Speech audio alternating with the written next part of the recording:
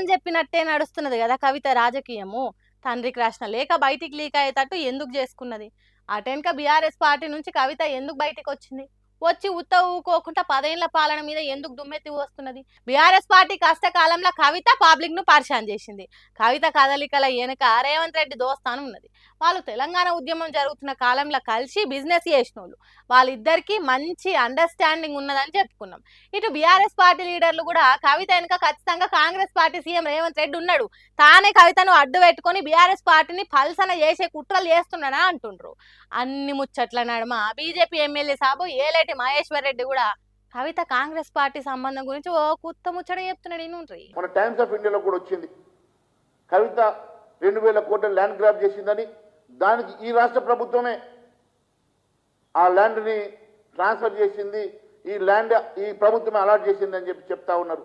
కవిత గారు హస్బెండ్ అనిల్ గారి పేరు మీద మరి రేవంత్ రెడ్డి గారు ముఖ్య అనుచరుడు ఏవి రెడ్డి గారు కలిసి చేస్తున్నటువంటి ఈ 2000 కోట్ల స్కామ్ కూడా మరి ఈ ప్రభుత్వం ద్వారానే జరిగిందని తెలుస్తా ఉన్నది.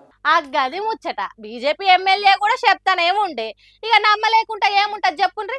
నిప్పులేంది పొగేడికెళ్ళి వస్తుంది చెప్పుండ్రి.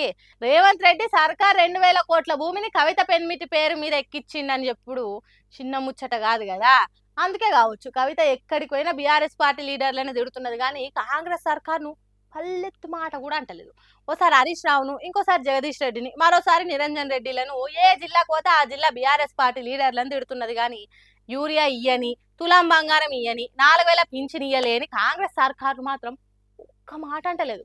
ఒకవేళ అన్నా కూడా నేను కొట్టినట్టు చేస్తా, నువ్వు ఏడ్చినట్టు చేయ అన్నట్టు నాటకాలు నడిపిస్తున్నదట. కాబట్టి కవిత రేవంత్ రెడ్డి ఒక్కటే అనేది ఇప్పుడు అందరికి ఎరకైతున్నది. మరి ఆ 2000 కోట్ల సంగతి ఏందో, ఆ స్కామ్ కక్కిస్తే అందరి భాగవతం బయట పడుతుందని అంటుర్రు ఆ బీజేపీ పార్టీ ఎమ్మెల్యే మాటలు పబ్లిక్ ఇప్పుడు.